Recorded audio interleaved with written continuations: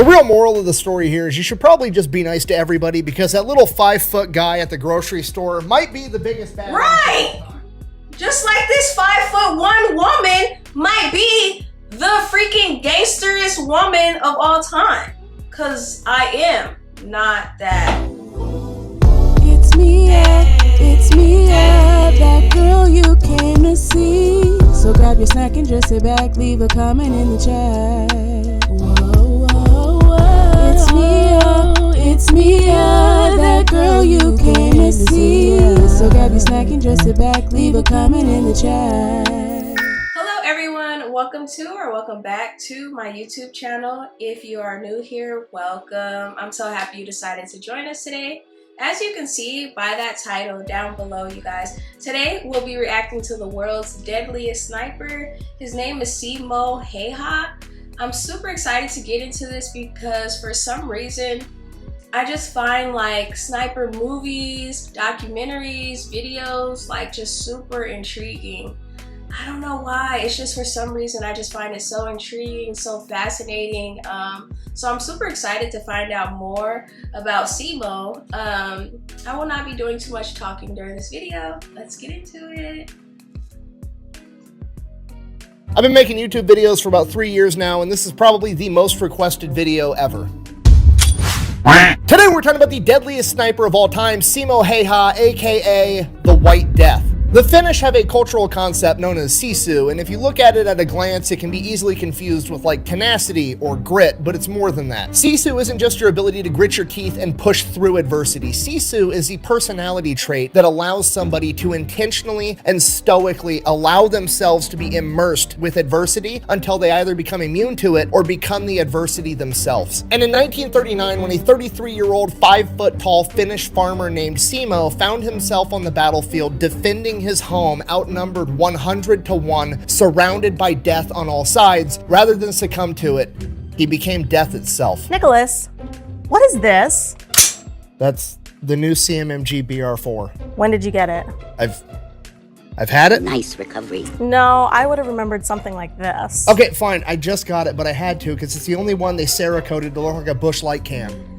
So you got a new toy. What do I get? I mean, what do you want? I don't know. I'll do some shopping and I'll let you know. So have fun with the ad. Mayday! Mayday! This video is brought to you by DoIttMiaaaa, okay? Super simple business model. You give them money, they turn around and they make sure that online data brokers are not selling your personal information online. Okay, here's the deal. Pretty much anytime you use a free service on the internet and you click that little box that says, I agree to the terms and conditions, you've basically just agreed to allow them to harvest as much of your personal information as humanly possible. They then turn around and sell that to online data brokers, and that's how they can afford to offer you a free service. But when you have DoIttMiaaaa, they go and they monitor all of these online data brokers for your personal information, and then if they find it, they submit all the opt-out forms on your behalf, so they have to take down and stop selling that information. So when you buy DoIttMiaaaa, you're not actually buying anything, you're just buying your way out of all the negative consequences of all the free shit that you've already gotten. And because they continue to monitor those data brokers, you're buying yourself out of all the future negative consequences of all the free shit that you haven't even gotten yet. So if you want to give DoIttMiaaaa a try, there's going to be a link and a discount code down below. Let's get back to the video. Skip past the ads, y'all. Enjoy that. All right, Simo, he was born on December 17th, 1905 and grew up on his family farm, which was right on the border between Finland and Russia. Now, when I say farm, people automatically think of like some dude in a baseball cap and overalls holding a pitchfork with rows and rows of corn in the background. It wasn't one of those kinds of farms. This is what you would call a forest farm, which is a lot more akin to like what we would call a homestead today. Basically, Simo grew up in a cabin in the woods and they had a really big garden and they grew enough food for themselves and then had enough extra to like take it to the farmer's market and sell for money. So Simo essentially grew up his entire life in this harsh, hilly, wooded, snow-covered, freezing environment. This is his baseline, okay? This doesn't suck to him. This is just your normal everyday stuff. Walking uphill every direction through the snow is just a good day to him. And this almost goes without saying, but I'll mention it anyways, that hunting was also a humongous part of how his family put food on the table, and Simo did that from a very young age as well, hunting in this harsh environment. Unfortunately, Simo was pretty intimately acquainted with death at a young age. He had 4 brothers and 3 sisters. One of his brothers passed away in 1918 in the Finnish Civil War, and another one of his brothers passed away after suffering from heat stroke on a construction site. Simo is a member of one of the last generations that didn't have the luxury of quitting, okay? This guy was was born, and the minute that he could walk, he was helping his family in their fight for survival. There was no quitting. There was doing or there was dying. And if you're not picking up what I'm putting down, the point I need you to get from this is Simo's a small guy. He's only 5 foot tall. He's 110 pounds, but he literally doesn't know what quitting is. Things that me and you would call horrific circumstances is just a Tuesday to him. It just doesn't even register that he should be having a bad time. He's literally just happy to be alive. At the age of 17, following in his older brother's footsteps, Simo joins the Finnish Civil Guard, which is equivalent to like the American National Guard. Essentially, they train on weekends and they'll train a couple weeks a year, being ready in case they need to be called up by their country, but the rest of the time, he's just going back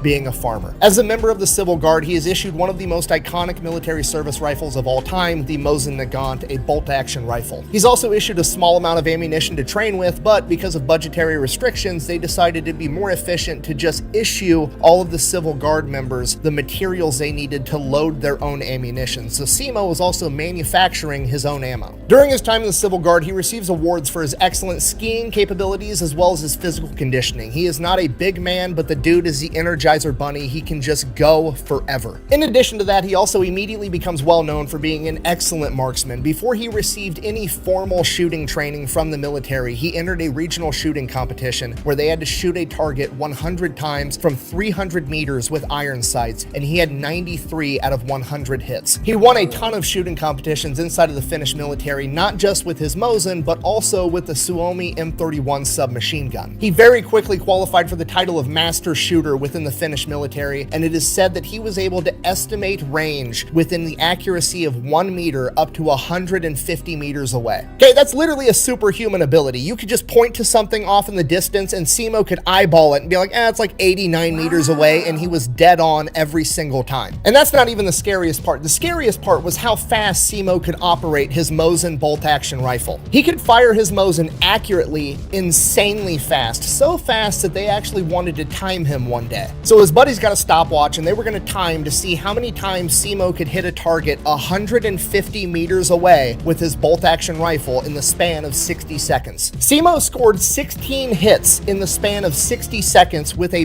bolt-action rifle. He is the one. And just so we're on the same page, the Mosin Nagant only holds 5 rounds in the magazine, meaning that Simo shot the first 6 rounds, because there was 1 in the chamber, reloaded, shot the next 5, reloaded again, and shot another 5, hitting the target 150 meters away with fucking iron sights every single time. Okay, if you don't know much about guns, this is the only bolt-action rifle I have, but he had to do something like fire 1, 2, 3, 4, 5, reload the gun, and then he did that 2 more times in 60 seconds with 100% accuracy. So Simo is just a natural superhuman level shooter. So this goes on for 2 years, and then at the age of 19, he ends up joining the Finnish active military because at this point in time, Finland has mandatory service of 15 months. And Simo gets attached to a bicycle battalion, which is it's something I honestly can't decide if it's hilarious or terrifying, the image of Simo rolling up to a battlefield on a bicycle. So he serves his 15 months in active duty military, nothing really going on at this point in time. Then he goes back into the Civil Guard and continues being a farmer. And that's pretty much all he's got going on for like the next decade. He's just in the Civil Guard, winning shooting competitions, going back home, taking care of his crops, and going hunting. Chapter 2. November 26, 1939, an event known as the Shelling of Miaaaa happens. The real quick, oversimplified version of this is essentially Russia wants to take over Finland. Finland isn't down with that, so Russia now has to come up with a reason to go to war with Finland. They can't find any legitimate reasons, so they fabricate one. Simply put, this is a false flag event. The Russian military shells near a Russian town near the border with Finland. They then turn around and say, well, actually, Finland is trying to shoot artillery at our town, so we're going to go to war with them. Finland obviously denies shelling the Russian town because, well, they didn't actually do it, and they offer over to Russia like, hey, we're willing to let a third-party independent investigator come in and determine what happened. We did not do this. Russia declines and then invades Finland 4 days later. Oh no! Ah! Russia sends in 450,000 soldiers to attack Finland. Okay, to put that into perspective, the total population, not the military, the total population of Finland at this point in time is about 4 million people. So 25% of the entire Finnish population is getting sent in with guns to attack Finland. And those 450,000 Soviets are being backed up by the Soviet population of 168 million. Seems fair. Calling this a David versus Goliath type situation is putting it mildly. On paper, Finland doesn't stand a chance. But Finland does have a couple of things going for it, because in the years leading up to this, Stalin conducted the Great Purge, essentially killing off all of his high-ranking and knowledgeable military leadership because he was worried that they were going to try to overthrow him. So by and large, the Soviet military at this point in time is pretty incompetent. And the Finnish, well, they're Finnish. They've got that going for them, okay? If you've read enough history, you know there's a couple of quick life hacks if you want to live a long, happy life, you know, like don't smoke, eat a good diet, never try to fight the Filipinos in the jungle, and never try to fight the Finnish people in the snow. It's just a bad time. You merely adopted the dark. I was born in it.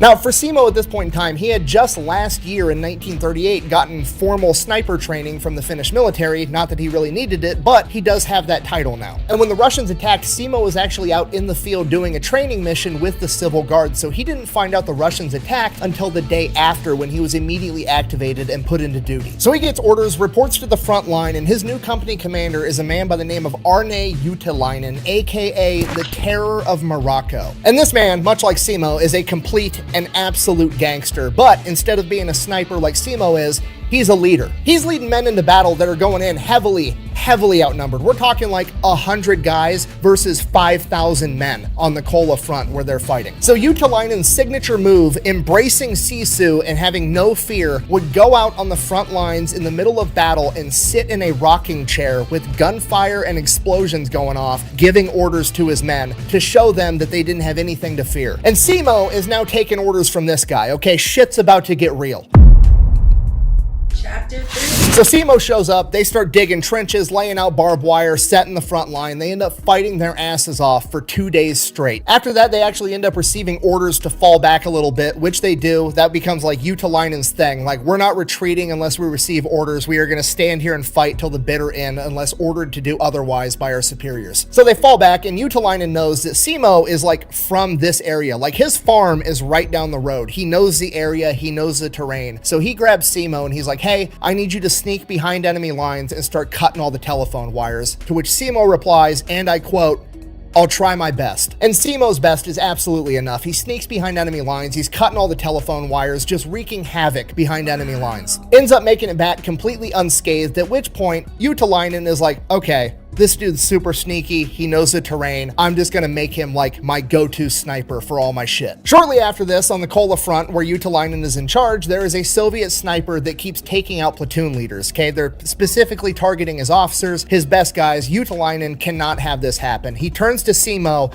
basically says, go get him. So that next morning before the sun comes up, Simo goes, has a big breakfast, and then takes off. He goes to the general area where this sniper's been operating, and he inserts himself in, and he builds a little snow berm, and he packs the snow down really tight, and then he pours water all over it so that it freezes into this ice wall, and this becomes one of his signature tactics. And this is brilliant because Simo is planning ahead for failure. He is planning on missing his first shot. He never does, but it never hurts to be ready for the worst possible outcome. You see, because Simo already knows growing up in this environment and hunting his whole life that the first time you fire that bullet, snow is going to kick up all around you into a giant cloud. And if the other enemy sniper doesn't know where you are, they're going to know now. So Simo, thinking 10 steps ahead, goes and eliminates the snow factor. He turns all the snow around him into ice so that there's nothing to kick up at all. And then he just lays there still all day long, not moving. He's constantly putting ice and snow into his mouth so that his breath doesn't create fog, so that there's no way of possibly seeing this guy. And he waits all day long, and soon enough the sun starts going down. And as the sun is going down behind Simo, he ends up catching a glint off the enemy sniper's scope, but he's not in a hurry, so he waits. So now he knows where the enemy sniper is, but he's patient, and he just keeps waiting, and he keeps waiting, and the sun keeps going further and further down, and it's getting darker and darker, and soon we're at the point where there's going to be nothing but starlight in 15 minutes. And at that point, the Soviet sniper just stands the fuck up out of nowhere, like it was the bell just rang and it's lunchtime at the factory. He just gets up because his shift is over, and he starts walking back to camp, and Simo drops him one shot straight to the head. What an idiot! So Simo reports back to Juutilainen, hey, solved the problem, no issue. It's been like 18 hours and Simo's already got this guy down, and this guy's been wreaking havoc on his men for like a week and a half. So Simo is obviously super legit, at which point Juutilainen basically just lets him off the leash. Like, hey, whatever you're doing, just fucking keep doing it. Go win. And this is what Simo does every single day. He goes out, he builds his ice berm into a couple of different locations that he has already set up, and he is just picking off Russians left and right. And unlike other snipers at the time that were trying to prioritize high-value targets like officers, Simo absolutely was not, which makes sense because his family farm is right down the road. Like, his family, his friends, where he grew up is literally under attack right now. If you were wearing a Russian uniform and he saw you, you were a dead man. Simo got asked about this later in life, and he replied, and I quote, "I shot when I saw the enemy. I didn't care if they were a leader." Simo is literally treating the front line like it is a shooting gallery at the state fair. There are multiple days where he is logging between 10 and 20 confirmed kills. So at this point, Simo starts to get a ton of notoriety within the Finnish military, and it gets to the point where whenever there's a problem, it doesn't matter if it's a forward observer that's shooting accurate artillery, it doesn't matter if it's an enemy sniper, anywhere on the front line, they would send for Simo and they would pick him up, escort him to that part of the front line, and he would go handle the problem. And the best part about this is you got to remember, this is Finland in December in 1935. So when they send for Simo, they're sending a reindeer guided fucking sleigh to pick him up and escort him to wherever there's a problem. And he's going to go out and solve it. He's like the shitty inverse of Santa Claus, except instead of leaving a lump of coal in your stocking, he's going to put a piece of lead in your fucking forehead. Jesus. No witnesses? So around this point, Simo starts to gain notoriety with the Soviets, and they start calling him Belia Smrt, aka the White Death. The Soviet government puts a huge bounty on Simo's head. They're sending in counter-sniper teams to take out the White Death, and every single time Simo kills all of them. They never stood a chance. The man can shoot 16 rounds a minute accurately out of his Mosin. He's wearing white camouflage in the snow. He's turned all the snow around him into ice, so there's no kicking up snow. You can't see his breath. He doesn't have a scope to catch a glint of. He's literally eliminated luck from the scenario. He is a complete ghost, and he's just wiping the floor with the entire Soviet military. So eventually the Soviets are like, okay, we're just gonna quit fucking with this guy. We're gonna quit sending men into that area of operation where we know the White Death is, and we're just gonna focus on other areas. And Simo takes this as his opportunity to go play offense. So he goes to Utalainen and is like, hey, give me a squad of guys. I'm gonna lead them into battle. We're gonna go behind enemy lines and we're gonna take the fight to them. So Simo starts leading a squad past enemy lines at dusk every night, and they would literally ski miles and miles behind enemy lines where the Soviets think they're safe. And back there, they just have these massive bonfires that they're all sitting around eating dinner, drinking, smoking, having a good time at the end of the day. And Simo and his men would ski to within like 100 meters of them, dismount, and low crawl till they were right up on top of them. And then Simo and his men would pop up with submachine guns, mow down all the Russians, and then steal all their equipment, all their guns, all their ammo, all their food, and fucking bounce back to the front line. Okay, it's literally guerrilla warfare on ice. It's absolutely terrifying. And you gotta realize, this is all within the span of like a month. By December 25th, 1935, Simo already had over 100 confirmed kills, and his record was 25 men in a single day. So the Soviets double, they triple their efforts trying to take out the White Death. They start sending in counter sniper teams with forward observers with them, and then as soon as Simo shoots one of them, they start just calling in artillery in the general area that Simo's in, but they never ever hit him. Whether it's luck or divine intervention or just fate, Simo makes it away every single time. And the best part is, every single time they try to do this tactic, the odds of them actually accomplishing their goal gets less and less, because every time they're sending in their best guys and Simo's killing them. So the quality of the men that Simo's going up against is constantly deteriorating. By January of 1940, Simo is an absolute legend with over 200 confirmed kills, 51 of which he got in 3 days. One of his other records at this point in time was he managed to take out 5 enemy snipers in a single day. Because of everything Simo's accomplished, around the same point in time, Utalainen's boss, the general in charge of that entire front, pulls Simo back, and they have a ceremony where they award him with an honorary rifle. It's also a Mosin just like his, but it's, you know, very nice, decorative one, and they award it to him. And you have to realize at this point in time, Simo is very, very important to the Finnish war effort. Not only is he out there just being a one-man army, wrecking house, taking it to the Soviets, but he's also huge for the morale of the entire Finnish military. Like, he is the hero that everybody's looking to, like,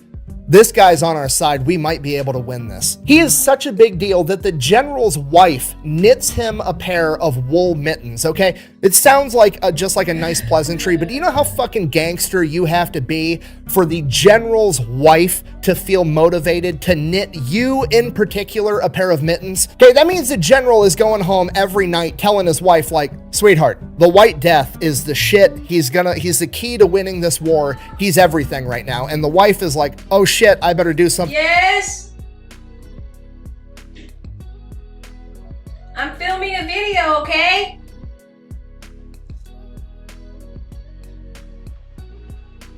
Yo, Princess is awake. I wonder if she'll let me keep going. Ooh. Trying to see if she'll open this door. Okay, I guess we'll keep going until she opens it.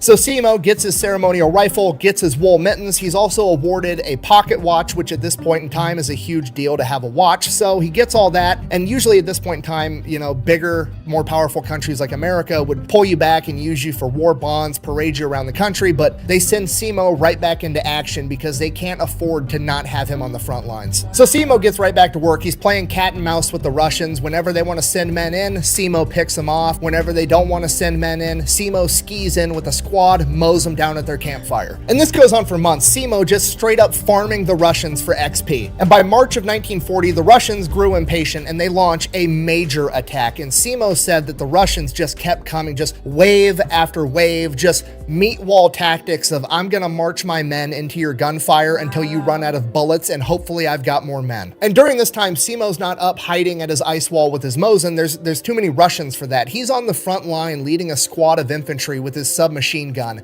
absolutely taking the fight to the Russians. Simo had actually said that he had heard rumors that the Soviets were using the machine guns on their tanks to basically force the men to march into gunfire, and if they wouldn't go, they would mow them down with the tank. And after seeing how many men were just coming straight at their lines, getting mowed down, Simo believed it. During this time, Simo set his all-time record for killing 40 men in a single day. Simo continues to lead his squad into battle until on March 6th at 2 p.m. when he feels what he describes as a suppressed bang inside of his mouth. He then said that he immediately felt his mouth was full of bone fragments and blood before losing consciousness. Simo doesn't know this yet, but he has just been shot in the face with an exploding bullet, which has actually been a war crime since the 1800s, but you know, hey, so is launching a false flag event to invade Finland to begin with, so why stop at one? Simo is then scooped off the front lines and taken back to an aid station where he is triaged. Triage is the act of medics basically sorting out all of their patients to, you know, the people that need to make it to the hospital right now on the next truck to have a chance at surviving, the people that can, you know, lay here for a couple of hours and they'll probably be fine, walking wounded, and the final category, expectant, which basically means they're dead or they're going to die before they make it to the hospital, and we're not going to waste the space on the next truck. He is literally thrown into a pile of other dead Finnish soldiers. We don't know how much time passes, but eventually somebody ends up seeing Simo's foot moving in this, what is now a mass grave. They then end up getting Simo out, they get him to the hospital, and he is in a coma for the next 7 days. He then wakes up in the hospital on March 13th, 1940, the very same day the Soviets sign a peace treaty with Finland, effectively ending the Winter War. Coincidence? I think not. You're supposed to be dead! Okay, now obviously I'm being facetious, but for real, there's a greater than a 0% chance that the Russian military got a memo like, hey, we thought we killed the White Death, we were wrong, he just woke up, and the Soviet Union is like, fuck this, I'm out. The Finns have the Terminator on their team. There's no other explanation. The dude has to be hacking, okay? He's got over 500 confirmed kills at this point by running around in the hills, no-scoping people, and then we shoot him in the face and he still doesn't die. Not only that, it was an exploding bullet, literally a war crime because it's so deadly, and the dude just takes a 7-day nap about it and now he's going back into combat? No, we're done. Sign the armistice. Winter War's over. We've had enough. Chapter 5. Now, the war ending is actually great news for Simo because now the hospitals aren't constantly under the threat of getting overrun by Soviets or getting hit with artillery, so they're going to actually be able to get him the surgeries and care that he needs to make the best recovery humanly possible. He spends the next 14 months in the hospital where he undergoes 26 reconstructive surgeries on his face and jaw. After those surgeries, Simo makes a pretty good recovery. He gets released from the hospital, he is released from his military duties, and unfortunately, part of the armistice between the USSR and Finland is that some of the lands that Finland had got relinquished over to the USSR, including Simo's farm. So the Finnish government actually gives Simo a new farm with a house roughly the same size, same type terrain, as close as he could get back to his old home. And from there, he just goes back to doing what he was doing before. He's farming, he's hunting, he's walking around in the woods by himself. He just goes back to doing his thing. For his service, he was awarded the 1st and 2nd class Medals of Liberty, the 3rd and 4th class Crosses of Liberty, and in 1941, he was nominated for the Mannerheim Cross, which is the Finnish equivalent of the American Medal of Honor. But unfortunately, that medal didn't actually get conceived until 1941, which is after Simo's service, so a lot of the paper pushers inside the Finnish government denied him getting the Mannerheim Cross because his, I guess his service was before that award existed, so that wouldn't make sense. So he never actually got the Mannerheim Cross, but the man deserved it 1,000%. The final stats for his short time in combat were 542 confirmed kills, 249 of which were from his Mosin Nagant with nothing but iron sights, and the rest were from his submachine gun. Now, these stats have been criticized by both, historians in academia and internet comment sections today, aka a bunch of people that weren't actually fucking there, but these stats are validated by both his company commander and his company chaplain, the people that were there. And if that wasn't enough, which it should be, but just in case you think it's not, in 2017, well after his passing, his nephew stumbled across Simo's personal memoirs that he had never published, never let anyone else see, that he had written down for himself. And in his personal writings, again, to himself, that he never tried to get published, that he would have absolutely no reason to lie on, he says that he killed well over 500 men. But ultimately, Simo didn't, and probably wouldn't to this day if he was still around, care what you thought, because he wasn't doing it because he wanted the glory. He just went back to farming. He led a humble life. He didn't want to be known as the White Death. He just wanted to be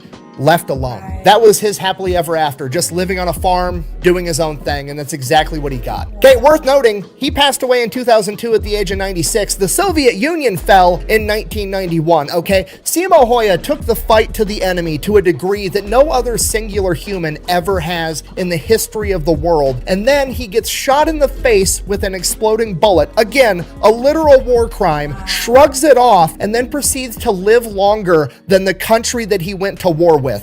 That's gangster as fuck. Yes. And that is the story of Simo Hoya, the White Death, the farmer's son that rose to the occasion, defended his country against all odds, showing the enemy the true meaning of Sisu. Thank you for watching. Best way to support the channel is go buy some merch over at thefatelectrician.com. Whack bang out.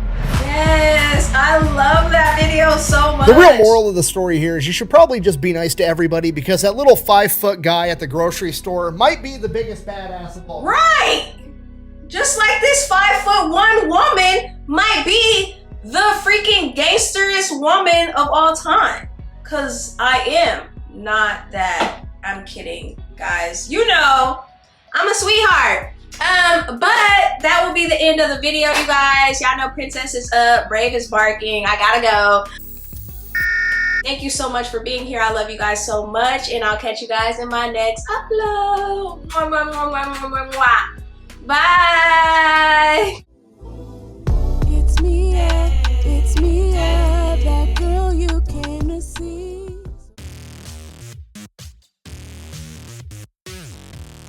Hello, everyone. My gosh. Today we'll be reacting to the Deadliest sniper with 50. Oh my gosh, no. 542. Where did I get 50? 542 kills. Okay. Hello everyone, welcome to or welcome back to my YouTube channel. If you are new here, shoot. Sorry guys, okay. Okay, we're ready this time, let's go. This man's name is Simo Hoya. Pronounce it correctly. Sorry. Ooh, maybe that's not the intro. That's That's not the one. Hold on. Simu Heiha. Okay, I'm gonna do it again. I'm so sorry. Okay. As you can see by that title down below, today, his name is Simu Heiha, and he has, but you guys, you see the title,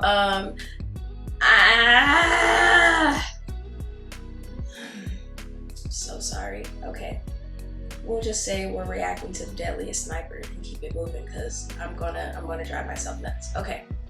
Your eyes on me, apply that. Get it, don't be timid when you in it, apply that. Love upon it, give along, need it.